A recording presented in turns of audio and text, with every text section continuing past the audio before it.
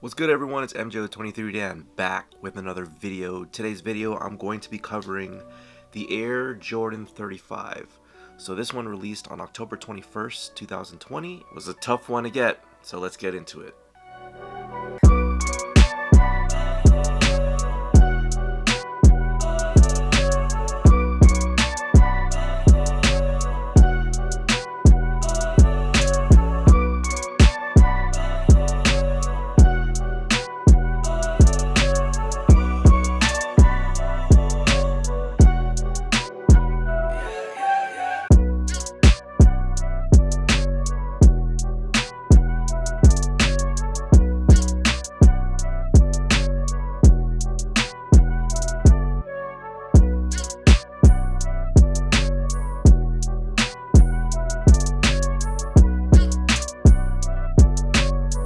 Alright, so before we get into the shoes, I want to show you guys the box. So, the Air Jordan 35 box, this is the Warrior colorway. All the other Air Jordan colorways are going to be coming in different color boxes, I assume.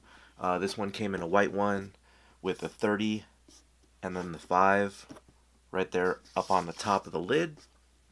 And the box pretty much reminds me of like the Air Jordan 19 box. So if you guys have never seen an Air Jordan 19 box, this is what it is. So if I put the 19 box right on top of the Air Jordan 35 box, you can pretty much see a similarity here. It's a split top box with the top portion of the box with a single lid. So how you open this, and it even has, you know, the same characteristics of the Air Jordan 35 here, but you open the top and it opens like that. With the Air Jordan 35 box, you flip the top and one side opens and then the other side opens as well. So it still has a, you know, similar characteristic to the Air Jordan 19 box, which, like, I'm assuming that the Air Jordan 19 may retro in 2021, but don't take my word for it.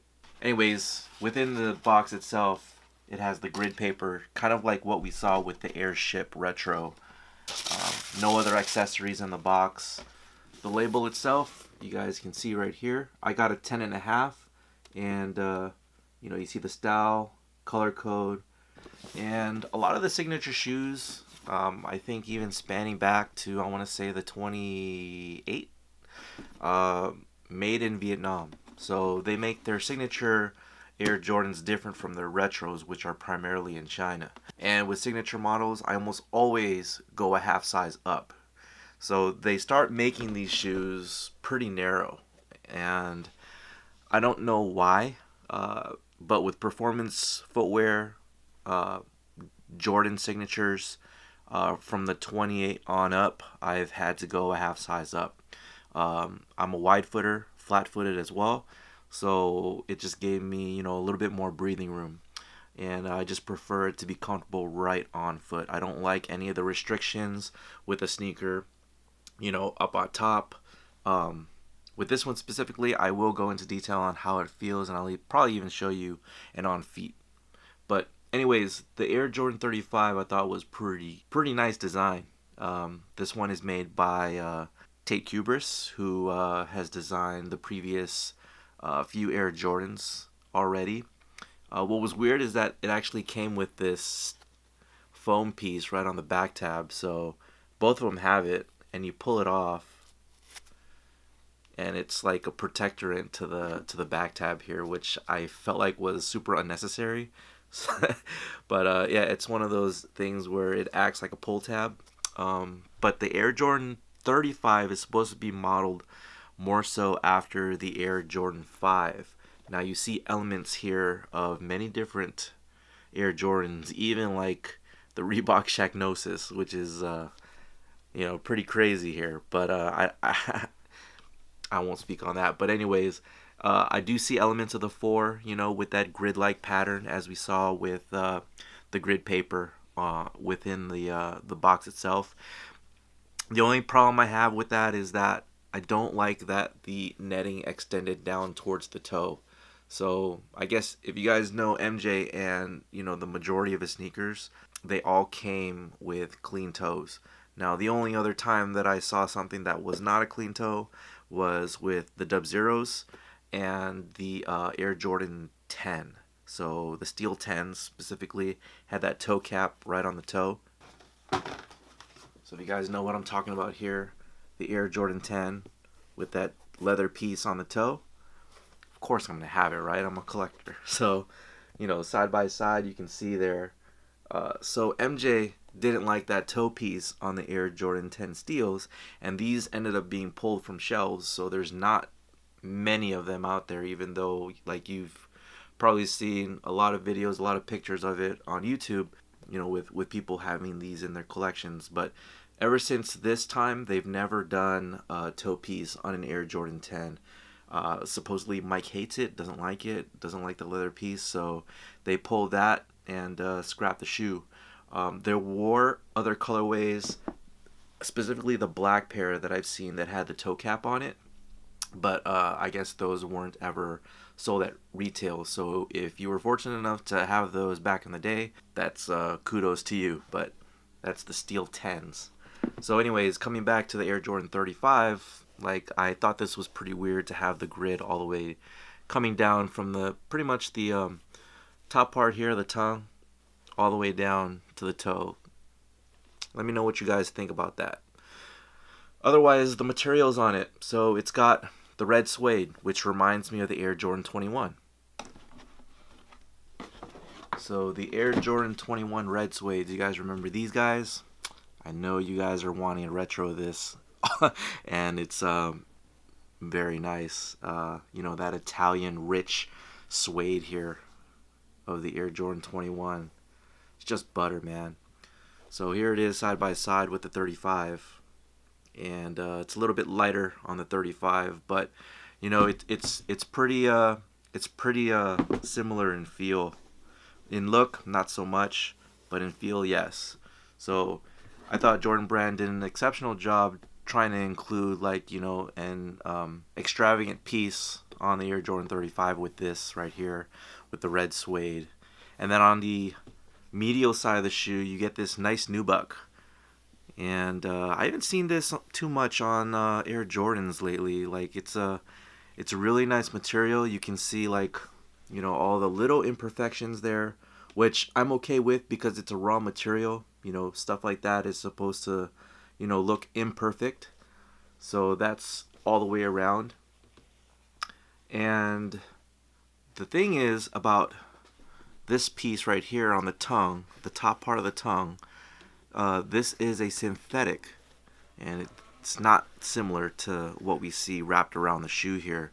So it's a synthetic top tongue along with this piece right here, the pull tab. So the shoe in general is a PE colorway of Jordan Brand athlete Rui Hachimura, and he's from Japan. He's part Japanese and Benin.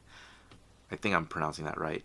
And he was able to, you know, design his own colorway here. Now, what I thought was interesting as well is that the outsole is made out of XDR. Now, XDR I haven't seen too much of, other than like the Kobe 8. That shoe had XDR material on it, and XDR, which is indicated by this hang tag right here, is extra durable rubber. So since Rui is from Japan and a lot of the international overseas basketball courts are played outdoors, you know, he wanted something with XDR material on it that is going to last longer on court. So if you guys even play basketball outdoors, this would be a great addition to your collection. Although I know this was a pretty hard colorway to get. The black and red colorway is, you know, always popular. The next one I'm probably going to go after is the DNA colorway, which is, you know, the white and black or the Chicago colorway. That's going to be awesome. Let's see, another detail here. So on the left shoe, we have Rui's logo there, which was designed by his mother, from what I've read. And then on the right shoe, it has the Jumpman. And then on the back of each tongue, on the right shoe right here, we have Air Jordan, And then on the left shoe here, we have the Air Jordan 35 logo. So, you know, something different. So elements, more of the Air Jordan 5 with the tongue, with the collar piece here on the back. You got some extra pillars in there right on the inside lining of the shoe. It's supposed to hold your Achilles in place, locks you down. When I threw this on feet, my issue here was this arch, and this is called the Eclipse Plate 2.0. There's a logo right here on the inside here for the Eclipse Plate, and then on the side here we have some braille. But so since I'm a flat-footed individual and you know, have wide feet, this arch right here really pushed up into my arch. So I thought this was a little bit uncomfortable, but you know, the air in the forefoot and in the heel, as indicated on the inside of the shoe, you can really see the airbags on both sides. It's pretty nuts. It's a big volume airbag. It's gonna be really bouncy, really springy. I guess this piece I'm probably just gonna have to get used to if I play basketball, and it's one of those things that you still have to like break in with the shoe, so and get used to. Like with, you know, any other shoes that you wear, it's not going to be comfortable right out the box. It's just gonna take some time to get used to. But let's see, other than that, you know, lace tips here. It's like more of like an infrared colorway than it is like a red colorway. All the reds here on the shoe are different between like dark, light. On the box itself, it says that the reds are challenge red, but you know, there's different Pantones of the colors here. So on the left shoe, we have on the insole here, I'm not quite sure yet. I have not done my research on this. It is another Japanese character. It's different from Rui's logo. You do get the same logo. So apologies, I'm gonna have to research that unless you want to, you know, type it out in the comments section. Go straight ahead. Let's go ahead and put these on feet so I can show you guys what it looks like. Alright, so of course, undo the thing, tongue down.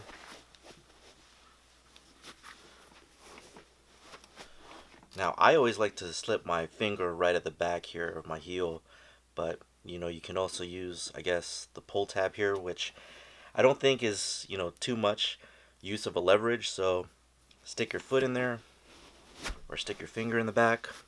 It's pretty easy to get in once you're cinched in.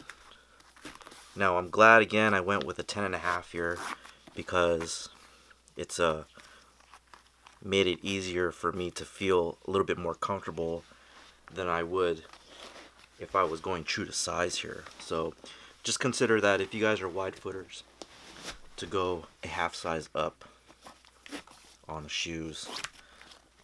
Yeah, what do you think? They look pretty nice on foot, right?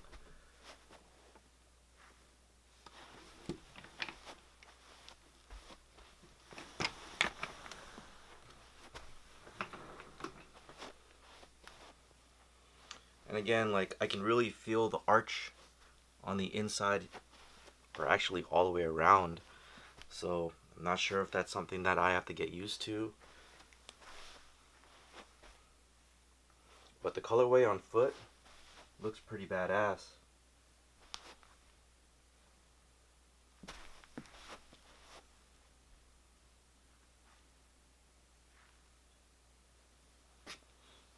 Alright guys, so that is about it with my review. Let me know down in the comment section what you guys think. Were you guys trying to go after it? Are you interested in another colorway that's coming out? Again, like I said, I'm probably going to go after that Chicago colorway. It's called the DNA. But there's many other colorways that are going to be dropping. I think Luca's is going to be dropping as well. Zion's, with the Bayou Boys and stuff. Pretty interesting stuff from Jordan Brand. So, but yeah, the black and red, I thought that this was necessary. Anyways, thank you guys for watching. Stay tuned for more videos. I'll talk to you guys soon. Take care.